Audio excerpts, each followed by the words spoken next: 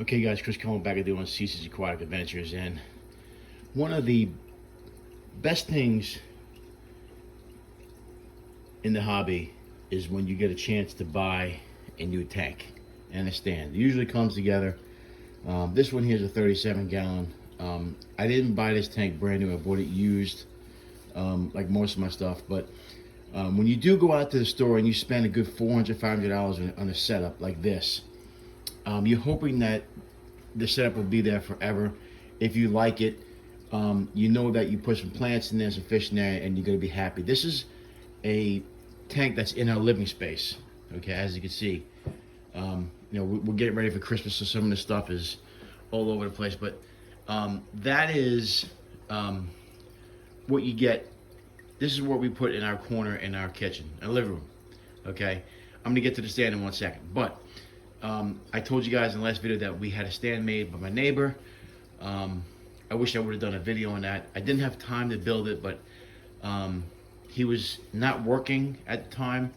He went on strike, so he wanted something to do. So I said, why don't you build a stand for me for this tank, because I didn't like the way that this tank was wobbling. Okay, so when you buy a tank for $500, $600, you're thinking that you're going to have a tank that's going to last you forever. Just be sure that that is the case, because when you spend some money and you think you're getting a really good deal, and getting something that's going to last you a long time, this is what you get after about 5 or 6 years, possibly more, maybe up to 10, I would think. These stands are made, they're garbage. They're just complete garbage, okay? If you can see, there's some screws in here to put it together, but if you look at the particle board, it's really thin and it's made like garbage. Okay, this is not real wood, this is particle board. Okay, just covered with some, some kind of, I guess it would be like a flooring type of deal, but it's plastic. This is all plastic. Okay, the plastic over time gets all, flimsy, and this is like falling apart. This is the back of the stand. As you can see, it was warped. You can see it's warped. So when I had it down, it was doing this back and forth. So if you look, this thing is going back and forth. If I go all the way back, it's like literally, you could see it. I wish I could have someone hold me, but as you can see, it just sits there. I'll go back here, I'll show you. See that? That's what the tank was on. That's what about a 300, 400 pound tank was on. Okay. Good thing I made the decision. This is the call. Now, when you're doing aquariums, sometimes you're better off building stuff yourself. Okay, and I've done that with about, I think, most of my tanks in my fish room, except for the 125. That came with a stand. But like the 75 and 55, I made that from wood. The 40-gallon stand is a wood stand. Some tanks downstairs, wood stand. I got some tanks on the shelf, obviously. But your support and the way these tanks are being held is more important than anything. So you can see, this thing is just wobbling all over the place. Mainly because that's warped. Okay, this was in my living room. So you can imagine if my cat, who likes to jump on here, jumped up on here and kind of went forward, like put all the weight in the forward, this thing's coming over, dude. Or back here like this. So it's really really a nightmare scenario when you spend money like this on an aquarium. Now I got lucky because I bought this used. I think I maybe paid $200 for it.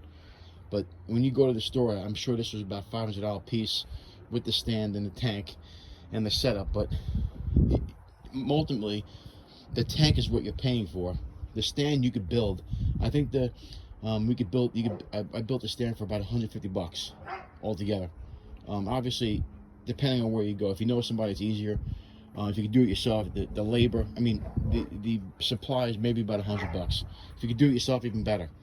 But I would recommend definitely, when you buy a stand like this, especially on these 37-gallon stands. Make sure that you check these out on occasion. You can see there's some mold down here. That was going to fall apart too eventually. Go back here to the door. The door wasn't that bad, but you can see inside all that flimsy material just coming apart. All over the doors, just garbage. So we decided to make a stand. And let me go inside and show you what the stand looks like. Obviously, we got a Christmas tree up. Decorations, we're still decorating, but there is the stand that my neighbor built. Okay, this is the ultimate stand. Okay, he used 2x4s. He's got plenty of support, especially in the front here. This may be a little thin on the side, but this is real 2x4, real wood. He actually mitered this himself around. You know, it's black stand, which is what you want. You got some space in the outside, so the tank can't fall. You know, it's pretty much sturdy on that stand. I did this on purpose to make sure that we had no issues with this tank at all. Okay, you also want the tank to be flat. You don't want any issues where it's uneven. If you look at the, I don't know if you can see the, I usually keep my water level over to the top, but when I had the water level down, it was definitely level. My wife even has some Christmas stuff on the side. She put a basket down there for her stuff. And this is also, if we have any leaks, we could also see the leaks coming if there's water dripping on there. I check this tank every day. If there's any water in there, we could see where it's coming from. It's just a better situation, better stand. You can tell this is very well made. This is pure wood, not particle board. Stands sturdy down here. It's even got some support. So this is the way the living room tank is. And I know this is brown, but you can make this stand any color you want. You know, we pretty much have a black. We have black cabinets here, right there. If you look, which we actually refurnished and did ourselves, painted ourselves. So we wanted to keep the same color combo. As you can see, it also makes this tank stand out. You can put some storage underneath there, some Christmas decorations. You know, she didn't want me to put any other fish stuff in there, but hey, I'll take it. It looks much better. It makes the room look nicer. So this is the only tank we have that's in the living space. Everything else is in the garage or basement. So we wanted to make this look nice and also make it safe, where I know if I'm not here, this tank is not going to fall. You know, I don't like to touch anything on a tank and move it, but you're pretty much looking at, you know, this tank, it doesn't move at all. You know, I don't want to move it like, but you can see tank looks great. You know, we're very happy with it. Stand looks great.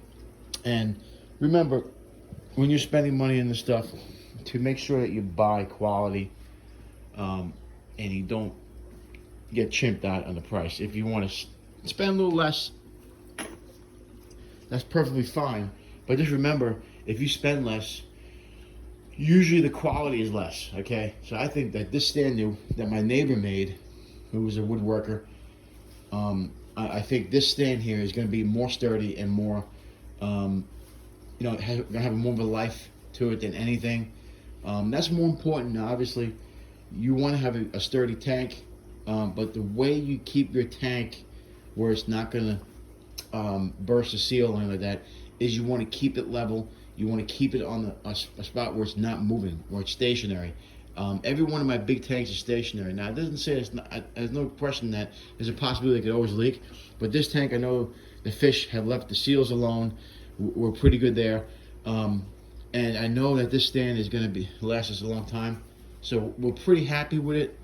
We want to keep it going.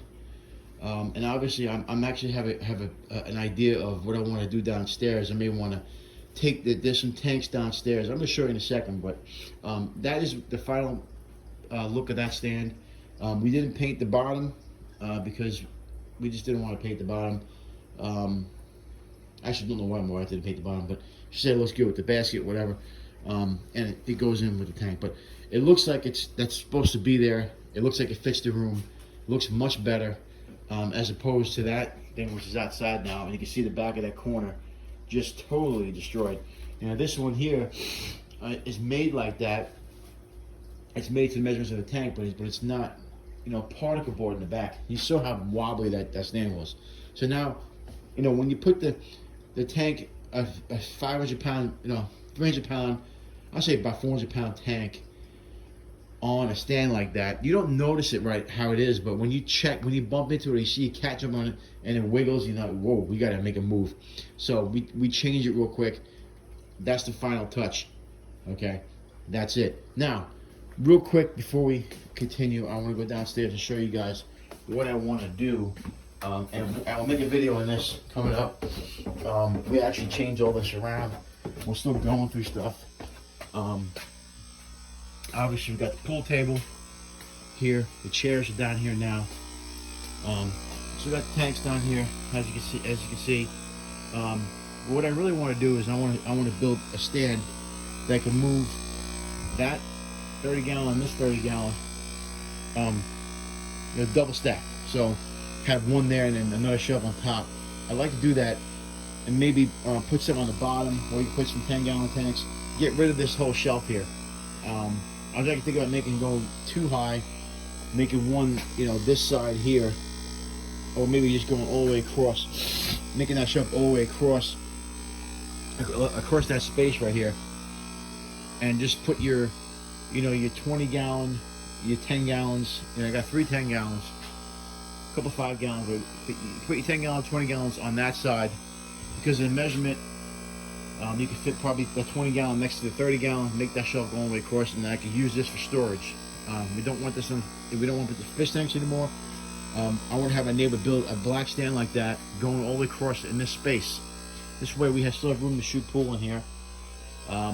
But you also have the space where the tanks are not taking up so much space and they're out of the way. And I could always leave the 15 gallons, the only one I have to worry about. I may just move all the fish in there into the 20 gallon, or do something, you know, maybe move 15 gallon on, you know, over here somewhere, or in that corner, you know. But we want to make it more where everything is on one side, and we can get rid of this whole section here. Obviously, which is cut down now, is 1, 2, 3, 4, 5, 6, 7, 8 tanks, actually 10 tanks running. Only 8 tanks that are being in use. So these tanks, they have any fish in the bottom. So we got the 15 gallon, 30 gallon, the bowl, 10 gallon, 10 gallon, 10 gallon, 20 gallon, and you got 30 gallon there. And obviously we can move everything into one corner. The only issue would be that 15 gallon right there. But I like that tank, and we may have to just move it to a spot where, like, we can move it right there in that corner, or maybe just figure something out, or maybe just triple stack this shelf, you know, and then have you know, all the way across, and then maybe leave this side open for the 15 gallon on the side there. Leave it high enough where we could put 15 gallon, then we could put 10 gallons on top, and or whatever. That's the goal. I think we should make this whole thing across stands all the way up to the ceiling, and then have all your tanks in one spot. You know, like I said, we can move this 15 gallon with the stand into the cubby hole, leave the shelf where, you know, we can put the shelf like on top of here, and then put 10 gallon, or whatever. Put the shelf going all the way across, put the 30 gallon here, you know, 30 gallon across the top of there, have a shelf, and then you can, you know, put it up top of here, so you can put 10 gallon, 10 gallon, 10 gallon in the bowl, and then maybe put the bowl on top. So that's what I want to do.